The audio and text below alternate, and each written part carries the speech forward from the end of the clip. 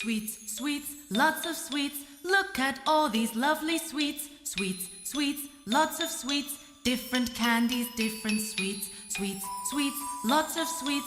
Look at all these lovely sweets. Sweets, sweets, lots of sweets. Yummy candies, yummy sweets.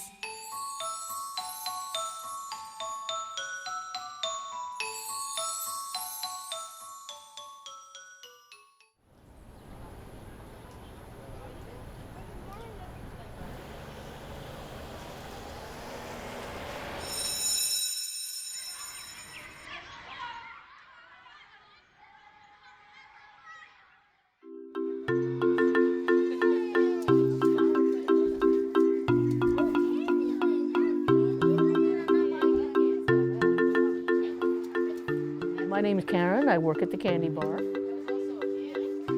Technically the sales manager here, but I'm also the only employee, so I guess I just manage myself. Very, very different from when I was a kid. These days kids are very much into the sour candies as opposed to the sweet candies. So a lot of things that have the sour coating on there makes it a little unbearable for me, but they just eat that stuff up. They're called toxic waste, which is advertised as hazardously sour. Even comes in little yellow industrial waste cans.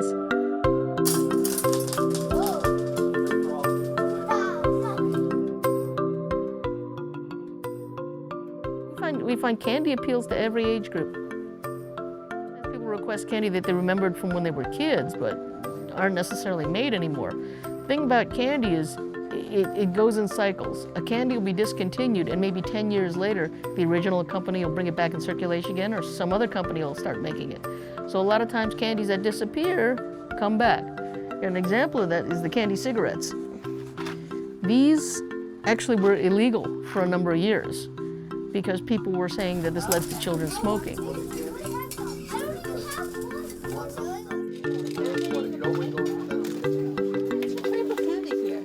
I don't know. There's some really good chocolate-covered gummy bears right over there. My favorite candy is Chewy Sprees and Jawbreakers. I like Chewy Sprees because they taste like fruit, and on the inside it's gummy, and on the outside it's hard to bite. And the whole store I ever tried was Sour Flush, but I'm not allowed to have it anymore for the rest of my life because the last time I had it, I just want some of the sweet sugar inside the plastic toilet, and then the powder went flying everywhere. I've seen them coming in age 3 to a couple of 71-year-old women that like to play Pac-Man against each other on the machine in the back. That's what we call this more like our adult section for adult candies and adult treats and things like that. Candyland Hour for all good children.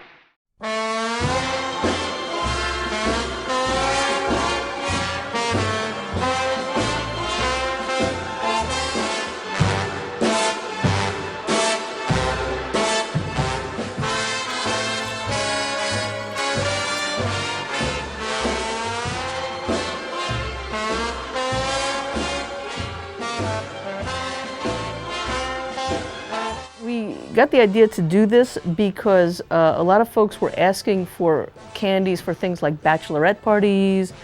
They were asking for fun things they could bring to their girlfriends, boyfriends, husbands, wives, things like little jokey novelty candies. So when we thought about the idea of the bachelorette parties, we thought about the bachelor parties, we thought about the joke gifts a lot of people get and things that you usually get when you're out with your girlfriend or your boyfriend.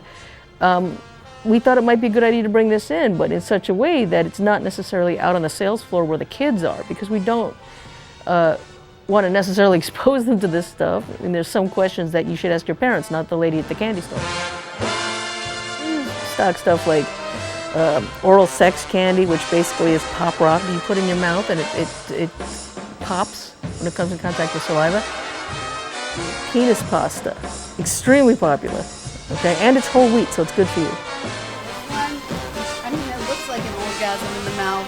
BJ Blast. Oh my god, Mario, you want to get these Pop Rocks?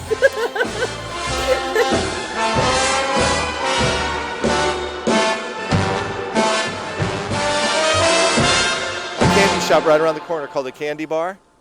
They have adult themed candy. How do you feel about that with the kids' school here?